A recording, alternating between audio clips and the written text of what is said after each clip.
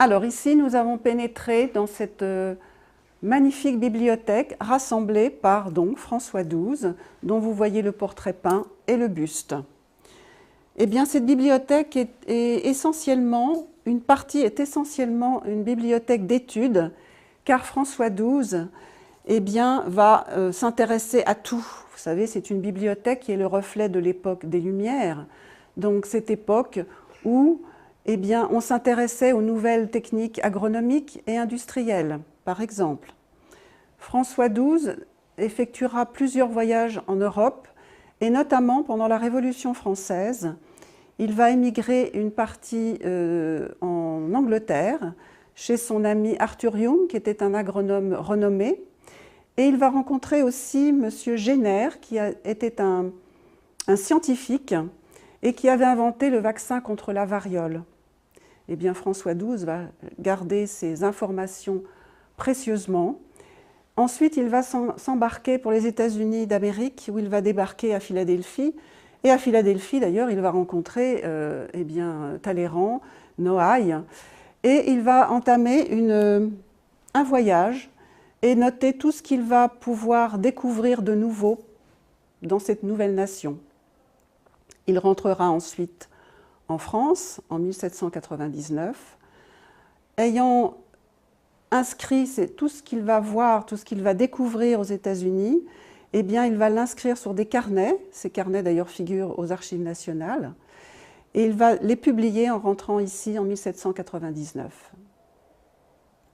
Donc, vous avez cette bibliothèque, une partie donc, dont il a hérité de son père, et une autre partie de sa mère plutôt, et une autre partie, bien sûr, qu'il va enrichir avec notamment des bulletins des lois qui datent de la Révolution française, bulletins des lois du Premier Empire et bulletins des lois de la Restauration. Il y aura bien sûr des classiques. Vous avez les fables de La Fontaine, vous avez bien sûr Racine, Molière, Corneille. Vous avez aussi beaucoup de livres ecclésiastiques. Vous avez des livres en français, en anglais, en latin. Vous avez des livres. Alors, ce qui est intéressant, c'est de savoir que avant la Révolution française, dans l'Ancien Régime, les livres étaient armoriés. Vous voyez, vous avez le blason de la famille. Je peux vous ouvrir un ouvrage, vous voyez, qui date de 1719. Et vous avez une mention ici avec approbation et privilège du roi.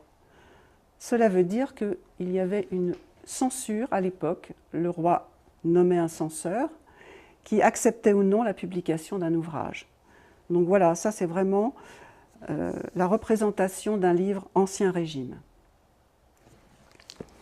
Alors ce personnage tout à fait intéressant qui est François XII va naître en 1747 pour mourir en 1827.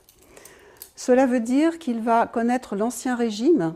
D'ailleurs, il va être grand maître de la garde-robe de Louis XVI. Et il va fonder en 1780 des écoles techniques pour instruire les orphelins de son régiment, car il estimait que la population devait être instruite pour avoir un métier et vivre de son métier. Il ne voulait plus faire la charité, il voulait instruire les gens pour qu'ils puissent vivre de leur travail. Ça, c'est une idée tout à fait nouvelle du XVIIIe siècle. Eh bien, ce même personnage va donc créer des écoles techniques sur ces terres de Liancourt. Ces écoles techniques vont donc perdurer pendant la Révolution, et bien au-delà, puisque vous avez ici le fondateur de l'école des arts et métiers. Donc vous voyez, ce grand monsieur, ce grand humaniste, va créer une première institution eh bien, qui perdure encore de nos jours. C'est lui aussi qui, à la prise de la Bastille, il se trouve à Paris, eh bien, il enfourche son cheval, et à bride abattue, il court jusqu'à Versailles. Eh bien, il va réveiller le roi, qui, le roi, lui dit « mais c'est une révolte ». Et La Rochefoucauld-Liancourt lui répond « non, sire, c'est une révolution ». Bien sûr, il va être très près du roi, il va d'ailleurs lui prêter une certaine somme d'argent quand il sera incarcéré, quand le roi sera incarcéré. Et d'ailleurs, dans nos archives, je vais vous montrer une lettre qui fait foi de ce prêt à Louis XVI. Il va bien sûr, quand il va rentrer des États-Unis d'Amérique en 1799, eh bien, il va introduire la vaccine, donc des séances gratuites de la vaccine, pour venir justement en aide à la population. Il se sera intéressé aux États-Unis d'Amérique aux prisons, donc c'est ce qu'il va faire aussi en France. Il va s'intéresser à la vie des hôpitaux également, qui étaient, et les prisons et les hôpitaux, assez insalubres. Il va enfin créer les premières mutuelles et il va aussi être le cofondateur de la Caisse d'épargne pour que les petits épargnants puissent épargner 1 franc à l'époque et surtout que les gens les plus pauvres puissent accéder à la propriété. Donc vous voyez, c'est un personnage assez hors du commun qui était visionnaire et qui a créé 2 institutions qui perdurent encore de nos jours. Donc vous voyez, admirez une fois encore eh bien, sa bibliothèque. Vous avez ici un imposte tout à fait exceptionnel puisque c'est une peinture qui est attribuée à Oudry, qui était le peintre animalier de Louis XV. Nous allons continuer notre visite avec la salle des archives.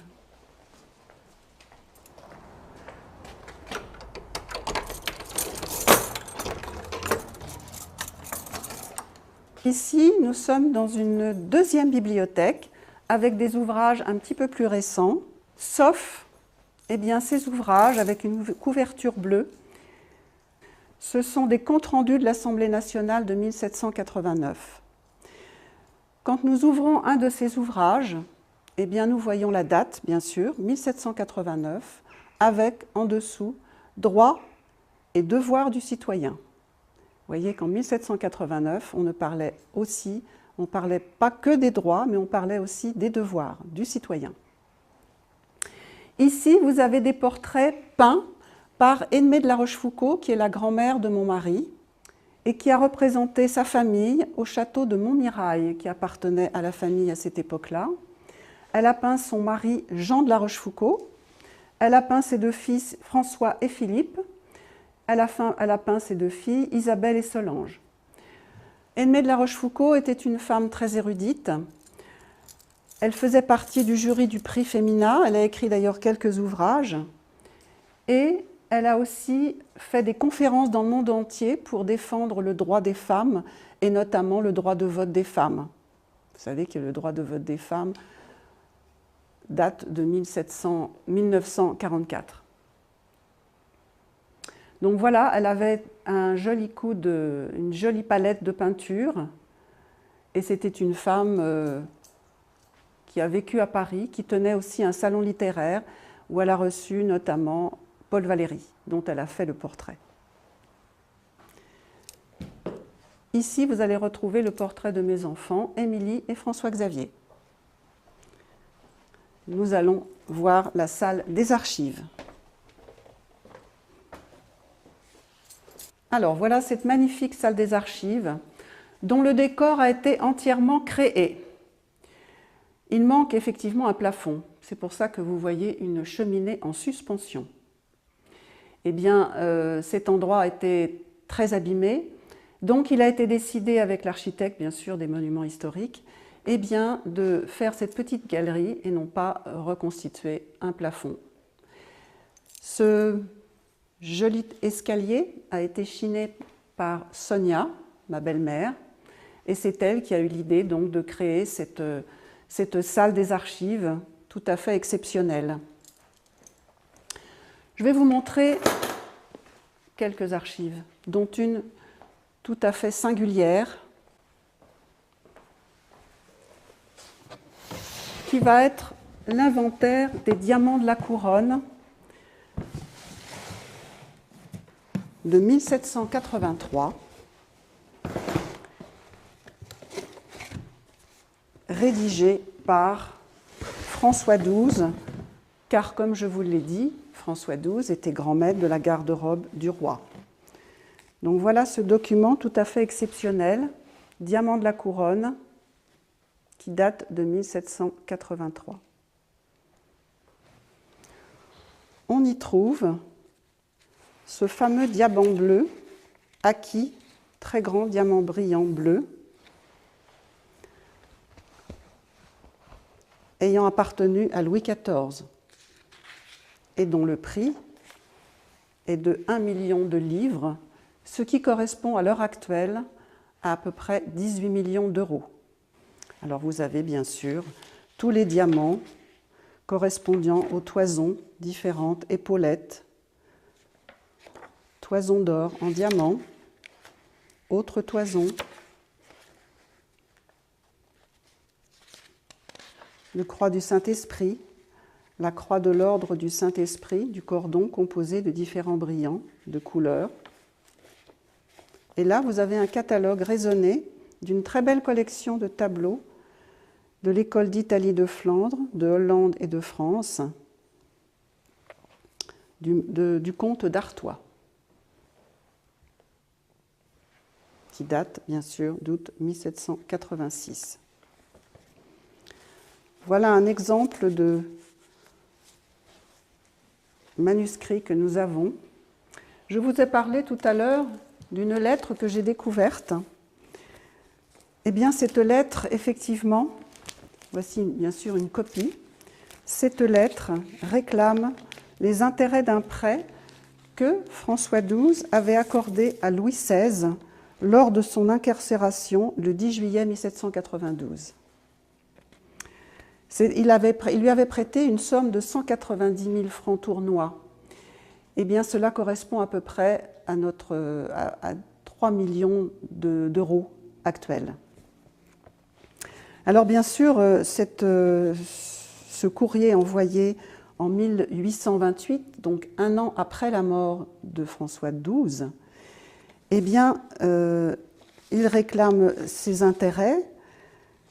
Bien sûr, cette somme a été dévaluée pendant la Révolution française, ainsi que pendant le Premier Empire, et ça va être à la Restauration sous Charles X que cette lettre va être envoyée donc, à l'intendant du roi, en lui réclamant 36 années d'intérêt, puisque de 1792 jusqu'en 1828, s'est déroulé 36 années.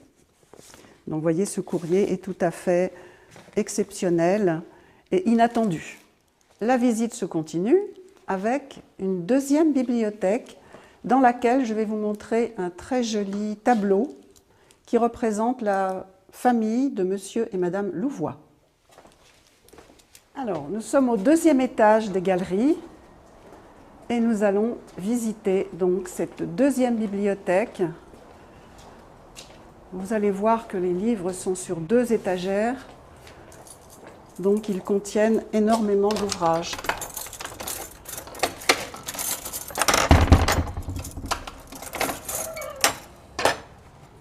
Alors voilà cette deuxième bibliothèque remplie, bien sûr, vous allez voir, comme vous pouvez le constater, il y a 2 étagères. Donc imaginez le nombre de volumes qu'il y a dans cette pièce. En tout, la bibliothèque familiale regroupe 20 000 volumes, ce qui est tout à fait exceptionnel. Ces volumes, au moment de la Révolution française, ils ont été protégés, car les aristocrates ont emballé, je dirais, mis en carton, ou mis en caisse plutôt, tous ces bibliothèques, et ils les ont fait voyager, c'est-à-dire les ont envoyés ou en Angleterre ou en Suisse, pour protéger justement tous ces livres dont les révolutionnaires, malheureusement, pouvaient brûler. Les révolutionnaires pouvaient brûler tous ces livres magnifiques qui représentaient bien sûr les possessions des grands aristocrates. Alors ici, vous avez un magnifique tableau attribué à Jean Cottel. Il représente la famille de Monsieur et Madame Louvois. Ce tableau est tout à fait singulier, car il est assez rare, c'était assez rare de représenter toute une famille. Alors, ce qui est intéressant, c'est que en dessus ou au-dessous de chaque personnage, vous avez un petit numéro. Vous voyez, 11, etc., 12. Et en fait, au dos de ce tableau, est marqué le nom de chaque personnage. Et ça, bien sûr, ça date de cette époque-là. que nous avons reproduit bien sûr sur ce petit cartouche. C'est comme ça que nous savons que François VIII de La Rochefoucauld, qui est ici assis, assis pourquoi? Car il était duc, donc il avait le droit de s'asseoir. Il aura épousé Madeleine Charlotte Le Tellier, qui est ici, qui était donc une des filles de Louvois. Alors une petite anecdote, vous voyez, ces femmes avaient une coiffure assez haute, formée de dentelles et de nœuds. Eh bien, on l'appelle la coiffure à la Fontange.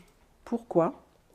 Louis XIV, vous savez, avait de nombreuses maîtresses, et un jour, il emmène Mademoiselle de Fontange à la chasse. Celle-ci, un grand coup de vent la décoiffe, eh bien, elle ne sait plus comment se présenter au roi. Donc, elle a une idée. Eh bien, elle va retirer une de ses jarretières, qui était, vous savez, à cette époque-là, bon, bien sûr, beaucoup de dentelles et beaucoup de nœuds étaient attachés autour de sa jambe. Eh bien, elle va retirer cette jarretière et elle va la poser sur sa tête, arranger ses cheveux comme il faut. Eh bien sûr, Louis XIV l'a trouvée tout à fait ravissante. Donc, ces dames de la cour ont voulu copier cette coiffure qui, au départ, n'en était pas une. Et donc, elles vont, les unes et les autres, eh bien, arranger ces espèces de grandes coiffures de dentelle avec des nœuds aussi. Voilà, l'histoire de la coiffure à la Fontange. Alors, ce tableau est peint au château de Choisy-le-Roi, qui n'existe plus. Et ce tableau va être prêté 2 fois au château de Versailles. Une première fois lors d'une exposition Le Nôtre, et une deuxième fois lors d'une exposition attribuée, enfin pas attribuée, mais une exposition dédiée à Jean Cottel. Donc vous voyez que ce tableau a voyagé jusqu'à Versailles. Alors si vous voulez bien, maintenant nous allons pénétrer dans une petite tour où nous avons mis à l'abri une série complète des encyclopédies de Diderot et d'Alembert achetées par François XII de La Rochefoucauld.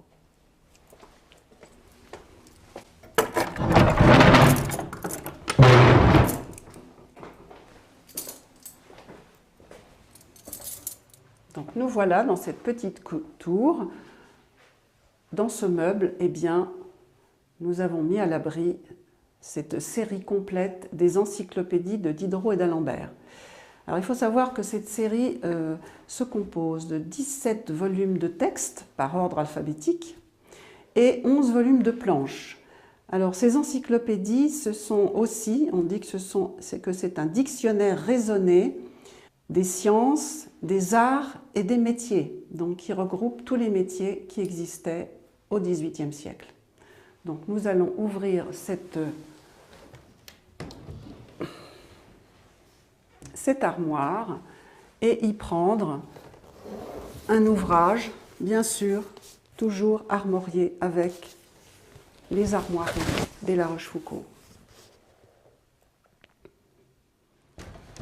Alors, qu'allons-nous découvrir? Alors, voilà, l'escrime par exemple, avec les différentes, je ne sais pas si on peut appeler ça des poses, il doit y avoir un terme plus bien particulier aux escrimeurs. Vous voyez que c'est très complet. Ici, nous avons les forges. Alors, je vous permets de regarder la qualité des gravures, tout à fait exceptionnelles pour l'époque. Chaque encyclopédie va paraître à des époques différentes entre 1751 et 1772. Alors bien sûr, sous l'impulsion de Diderot et d'Alembert, le mathématicien et le philosophe, mais il y aura en tout à peu près 11 500 personnes qui vont participer à l'élaboration de cette encyclopédie tout à fait exceptionnelle.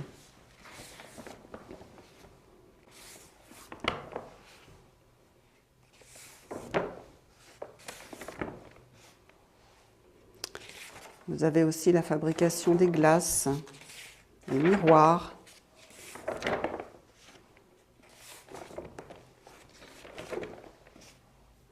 l'horlogerie, la fabrication d'une horloge. Vous voyez la précision, je vous laisse admirer la précision des dessins. On pourrait tout à fait bien construire une horloge, puisque tout est détaillé avec une grande précision.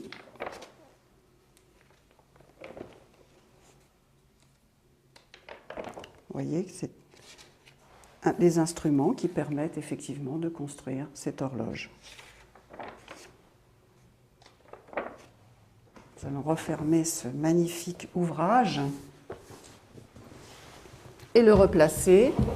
Alors nous, bien sûr, certaines personnes nous demandent bien de consulter ces encyclopédies tout à fait exceptionnelles, dont 4225 exemplaires ont été à cette époque imprimés et 2000 vont partir à l'étranger. Donc vous voyez, c'était quand même un ouvrage tout à fait exceptionnel pour l'époque, au XVIIIe siècle, qui permettait effectivement d'instruire un petit peu tout le monde.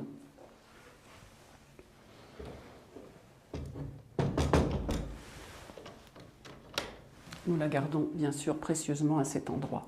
Et maintenant, pour terminer, nous allons visiter une salle des cartes.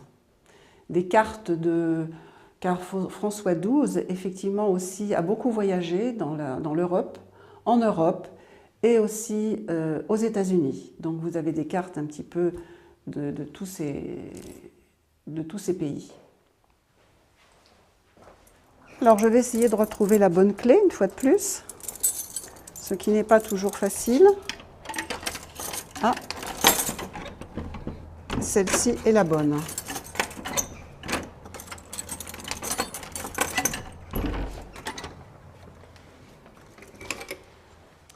Alors voici cette salle des cartes. Donc vous avez des cartes bien sûr assez anciennes. Ici, vous avez les campements des armées du roi très chrétien et du roi catholique du duché de Mantoue. Alors je vous laisse admirer.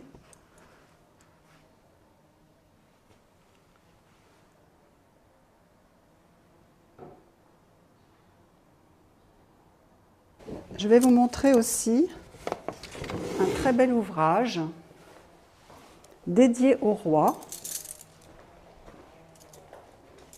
Je vais vous montrer la couverture de ce livre, vous voyez, avec les 3 fleurs de lys. Au roi, je vais vous lire la dédicace. Sire, encouragé par le suffrage de votre auguste aïeul, que votre juste aïeul eut la bonté d'accorder au Neptune oriental, qui parut en 1745, j'ai rassemblé depuis cette époque toutes les nouvelles découvertes qui peuvent tendre à perfectionner la navigation dans les mers des Indes et de la Chine. J'ai l'honneur de présenter à votre Majesté le Neptune oriental que j'ai formé d'après ces précieuses découvertes. Cet ouvrage n'aura point de prix si votre Majesté daigne recevoir la dédicace. La protection dont elle voudra bien l'honorer se fera naître immanquablement de nouvelles lumières qui assureront de plus en plus la navigation des Indes, si intéressante pour l'État. Je vous suis avec un très profond respect, sire, de votre Majesté, le très humble, très obéissant et très soumis serviteur et sujet. Donc vous voyez que les signatures étaient tout à fait respectueuses. Alors ici, donc, dédicace au roi. Et dans celui-ci, eh bien, vous avez aussi des cartes.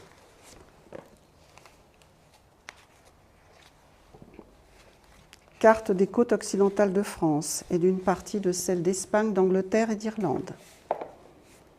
Je vous laisse admirer une fois de plus la précision de ces cartes.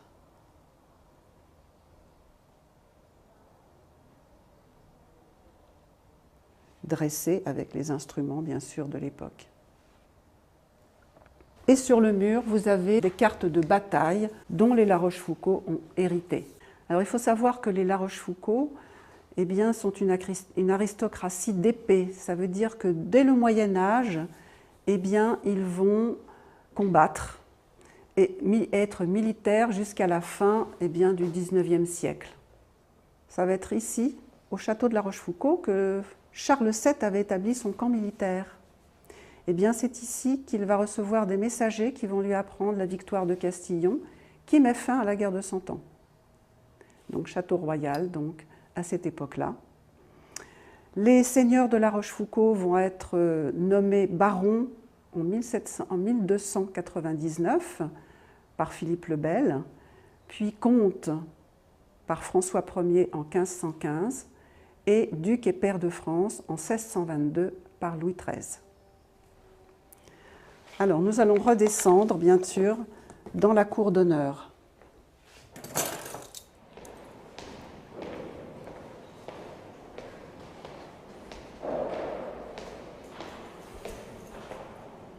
Alors, j'espère que cette visite vous aura donné envie de venir au château de La Rochefoucauld. Petite information importante, nous sommes ouverts tous les jours, sauf le mardi, de 10 h jusqu'à 19 h. Vous pouvez visiter le château librement, sauf les bibliothèques que vous avez pu voir et admirer, et les salles des archives. À ce moment-là, vous aurez une visite guidée pour ces deux pièces-là. Sinon, le reste va être en visite libre. Vous aurez une petite information à l'arrivée au château et dans chaque pièce, vous aurez aussi des explications. J'espère vous voir nombreux et je vous dis à bientôt.